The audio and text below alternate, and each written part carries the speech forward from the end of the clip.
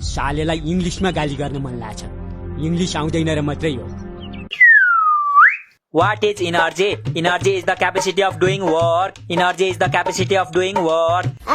What is cell? Cell is the smallest unit of life. Cell is the smallest unit of life. ओइ मेरो style copy गर्छस् तेरो आफ्नै स्टाइलमा पढ्न this is my style okay you copy my style सुरुमा अनि saying this is your style you लाज पचुवा what do you से फेरि से त आई नट लाज पचुवा यु आर बिग लाज पचुवा एन्ड अल्सो घिचुवा You both keep quiet. Let me study or I will throw you out from my house.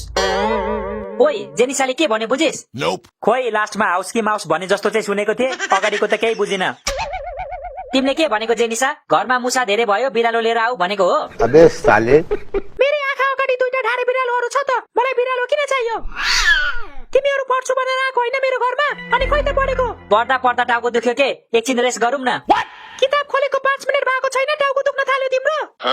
5 minute भएको छैन रे मलाई त 5 घण्टादेखि पढिरहेको छु जस्तो लागिरहेको थियो त तेरो बाउले भन्थ्यौ लागिहाल्छ नि पढ्नु बसेपछि 1 मिनेट पनि 1 घण्टा हुन्छ तिम्रो लागि अनि किन लाग्दैन त गजब बेइज्जती है आज फिस्टे भएन के फिस्टे भएको भए कस्तो मजा आउँथ्यो नि पढ्नु त्यही त है त्यो भएको भए बेला बेला हँसाउँथ्यो अनि पढ्नु पनि मजा आउँथ्यो के हो र गाइज म त्यस्तो हँसाउँछु र भाई यहाँ पे क्या हो रहा भाई साले फिस्टे त अघिदेखि यहीँ थिइस् अघिदेखि होइन हौ म त अघिदेखि यहीँ थिएँ साले तू हामी आउनु भन्दा अगाडि आएको कि हामी आएपछि आएको तिमीहरू भन्दा धेरै छिटो आएको नि म आउँदा त जेनिसा भर्खर हग्दै थियो तैले कसरी थाहा पाइस हग्दै थियो भनेर कि जेनिसाले टोइलेटको ढोका खोलेर अघिरहेको थियो होइन के साले म आउँदाखेरि टोइलेटबाट फ्लसको आवाज आइरहेको थियो के त्यसैले भनेको अनि तिमी चाहिँ किन चोर जस्तो पेट मुनि लुकेको मलाई बोलाउनु पर्दैन अच्छा तिमी त हग्दै थियौ अनि कसरी बोलाउनु हौ हगिसकेपछि बोलाउन सक्दैन थियौ कि मुख छैन तिम्रो खाने बित्तिकै हग्नेहरूसँग मेरो बोल्ने बानी छैन के त्यसैले नबोलाइ बसेको ओइ नठानी भन् त हामीलाई तर्साउनु बसेको होइन बेडमुनि बिल्कुल बिल्कुल तँलाई तर्साउनु बाहेक अरू केही आउँदैन है क्लासमा पनि सबभन्दा छिटो आउँछ अनि ढोकामा लुकेर बस्छ तर्साउनुको लागि आर यु कमेडी मी अनि तैले त मेसेजमा आउँदिन भन्दै थिइस् होइन हामी भन्दा छिटो आएछस् त तैले चाहिँ कहिलेबाट मेरो कुरा पताउनु थालिस् तेरो कुरा त मरि गए पताउँदिन भनेको होइन अस्ति मरि गए पो पताउँदिन भनेको त अहिले त मरेको छुइनँ नि त त्यसैले पताको नि ओइ तैले कति पढेको छस् बेहुली आउन आँट्यो त बेहुली आउन आँट्यो रे कसको बेहुली आउन आँट्यो बिहे गर्न लागि सिक्या हो यति सानो उमेरमा बेहुली होइन के फिस्टे बिएली भनेको बेसिक लेभल एक्जामिनेसन ए बिएलीको त चिन्ता छैन मलाई म त भगवान भरोसा बसेको छु ऐसा मत करो मेरी जान भगवान भरोसा नबस केटा अलिअलि पढ फेल होलास् नि फेरि म फेल हुँदिन हौ भगवानले सिकाउँछु भनेको छ मलाई ए हो र कुन चाहिँ भगवानले सिकाउँछु भन्नु भएको छ शिवजीले विष्णुजीले कि हनुमानजीले हामीले पूजा गर्ने भगवानले होइन हौ सगरमाथा स्कुलको भगवान यादवले सिकाउँछु भनेको छ के कस्तो नाम हो यो भगवान यादव आमा बुवाले भगवानलाई नभेटेर आफ्नै छोराको नाम भगवान राखेको हो कि क्या हो होइन होइन सपनामा भगवान आएर तिम्रो छोराको नाम भगवान राख भन्नुभएको थियो होला त्यसैले राखेको होला नि बिएली आउनु 5 दिन बाँकी छ तिमीहरु चाहिँ गफ गरी बस गफ गरियो भने झन् राम्रो नम्बर लिएर पास भइन्छ के दाजु दिदीहरुले गफै गफमा बिएली पास गरियो भनेको सुनेको छैनौ अबे साले तिमीहरु चाहिँ गफ गरेर पास हो म चाहिँ पढेर पास हुन्छु तिमीले त पढ्नु पनि पर्दैन हौ तिमी त नपढी नै पास हुन्छौ मलाई पास मात्र हुनु छैन नि त मलाई जिल्ला टप गर्नु छ जिल्ला टप चाहिँ किन गर्नु पर्यो तिमीलाई तिमीले जिल्ला टप गरेर यो जिल्ला तिम्रो हुने हो र मैले जिल्ला मेरो हुन्छ भनेको छु त जिल्ला टप गर्ने मेरो सपना हो त्यही सपना पूरा गर्नलाई जिल्ला टप गर्छु भनेको ठीक है सपना पूरा गर्नलाई जिल्ला टप गर्नुपर्छ र सपना त रातिको 10 बजे सुतेर बिहानको 10 बजे उठेपछि मस्तले पूरा भइहाल्छ नि ओइ बिएलीलाई हल्कामा लिनु हुँदैन यार पास हुने जति पढ्नु पर्छ फेल भयो भने त फेरि 8 क्लासमै बस्नु पर्छ त बात त सही है 8 क्लासमा बसे नि 9 क्लासमा बसे नि बस्ने त हो नि यार उठेर पढ्ने हो र साले तू यो कुरा मेरो बाउ आमालाई सम्झा जा यदि बिएलीमा बी प्लस भन्दा कम आयो भने मेरो फोन फुटाइदिनु हुने रे बाबाले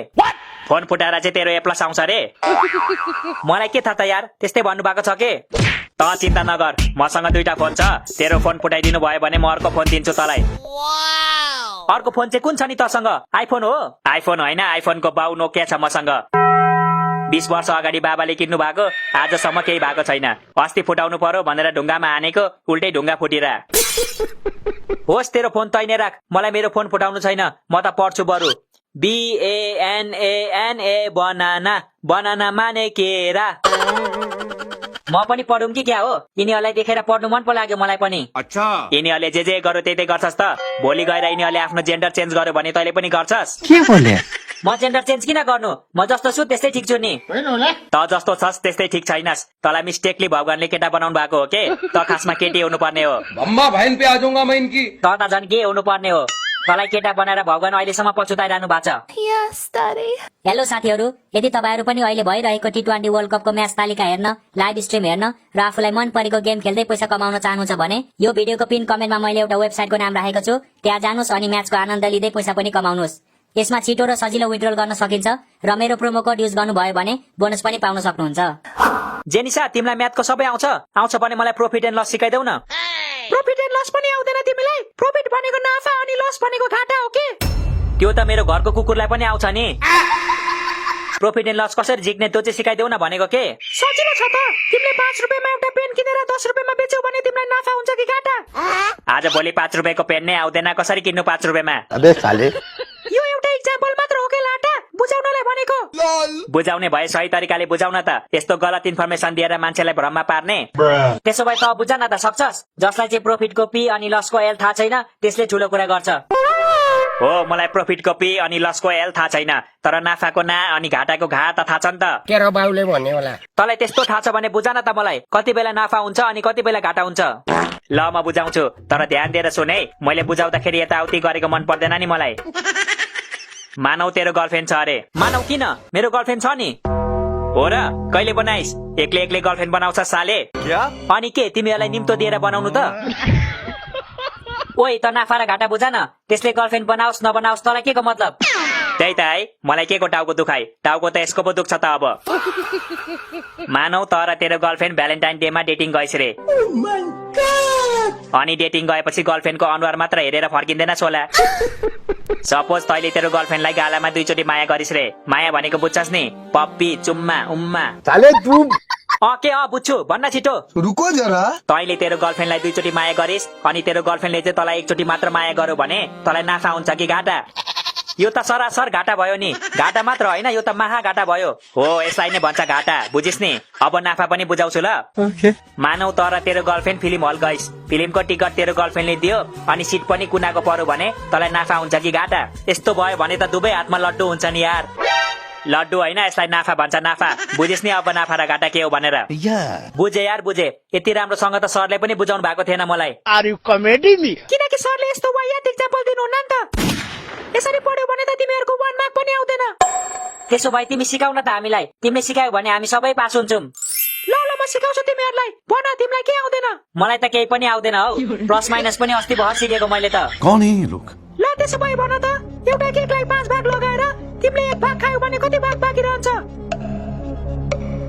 कति पनि बाँकी रहँदैन नि यो अन्तकालेहरूले 1 सेकेन्डमै खाइदिन्छ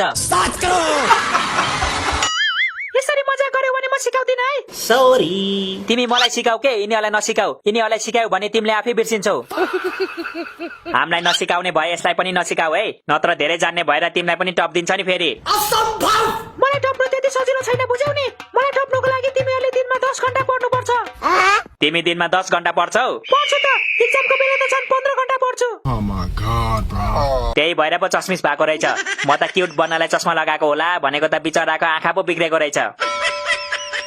ओइ तँलाई अलिकति पनि चिन्ता छैन बिएलीको फेल हुन्छु कि भनेर डर लागेको छैन Nope. फेल हुनुबाट किन डराउनु हौ मान्छेले फेल भएपछि त सिक्छ नि अच्छा अनि त आजसम्म फेल मात्र भइरहेछस् त सिक्ने चाहिँ कहिले सिक्दैछु त बिस्तारी सुरुमा फेल हुँदाखेरि चिट चोर्नु पर्ने रहेछ भन्ने सिके सेकेन्ड चोटि फेल हुँदाखेरि चिट चोरेर मात्र हुँदैन अरूको सार्नु पनि पर्ने रहेछ भन्ने सिके अनि त्यसपछि फेल हुँदाखेरि चाहिँ सार्ने बेलामा अरूको नाम र रोल नम्बर चाहिँ सार्नु हुन्न रहेछ भन्ने कुरा सिके अब रिग्रेट हुँदैछ होला तँलाई हैन यत्रो कुरा सिकेको रहेछस् त अनि पास हुनलाई पढ्नुपर्छ भन्ने चाहिँ सिकिनस् त्यो चाहिँ अब बिएलीमा फेल हुन्छु अनि त्यसपछि सिक्छु ल मछुनी फन सुरु भयो है अगेन लाइक शेयर सब्सक्राइब गरौ न है ऑल फ्रेन्ड कमेडी को किङ मछुनी छ ट्रेन्डिङ फनी भिडियोले मनलाई स्विङ स्विङ सब्सक्राइब लाइक